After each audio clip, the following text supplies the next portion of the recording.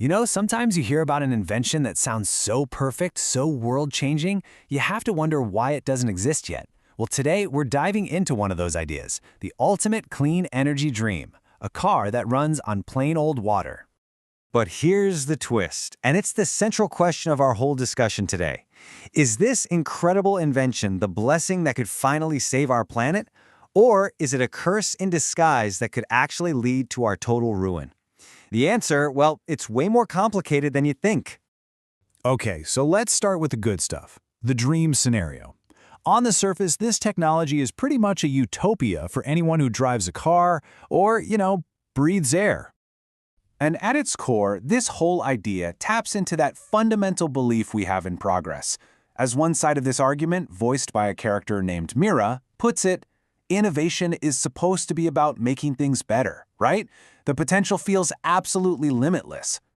And when you look at the immediate benefits, it's so easy to see why people would be excited. I mean, the promise here is just incredible. No more getting gouged at the petrol station, zero tailpipe emissions clogging up our cities, just clean, simple driving for everybody. What's not to love?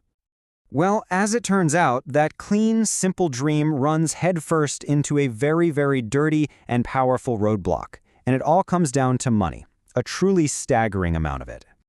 And this is where the other side of the coin comes in, voiced by Arjun. He's the skeptic here, arguing that you can't be so naive about a big idea like this, because history is just littered with cautionary tales. Powerful people don't just step aside because something new comes along. And get this isn't just some hypothetical scenario. There are stories out there, maybe legends, maybe not, of inventors who claim they actually did it. They built a water-powered car. But their incredible breakthrough was met with, well, silence, as they and their world-changing tech just kind of disappeared. So you have to ask, what's the motive? Just look at this number, $10 trillion. That's the estimated annual value of the global oil and gas industry.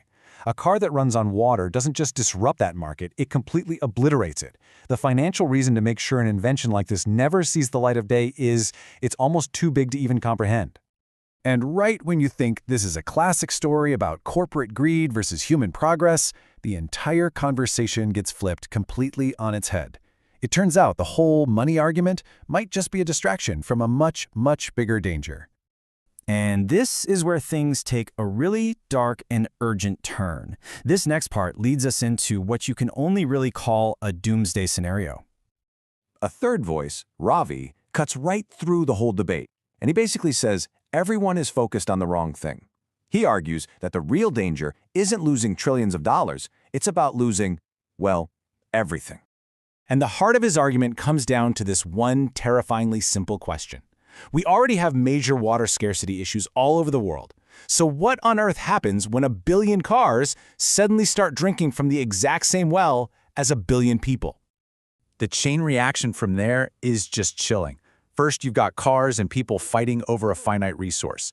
That puts an insane strain on agriculture, which could cause food production to just collapse. As food gets super scarce and expensive, societies start to break down, which leads to the unthinkable, global wars fought over the most basic thing we need to survive. Now you might be thinking, hold on, couldn't we just have rules, like only use seawater? Well, Ravi's argument is that this ignores what he calls the human factor. When a real crisis hits, people and nations get selfish. They act in their own self-interest. Rules get broken, and the easiest, most accessible water is going to get used no matter what the consequences are. So the point he's making is this incredibly stark comparison. The huge conflicts of the last century, they were largely fueled by the fight for oil.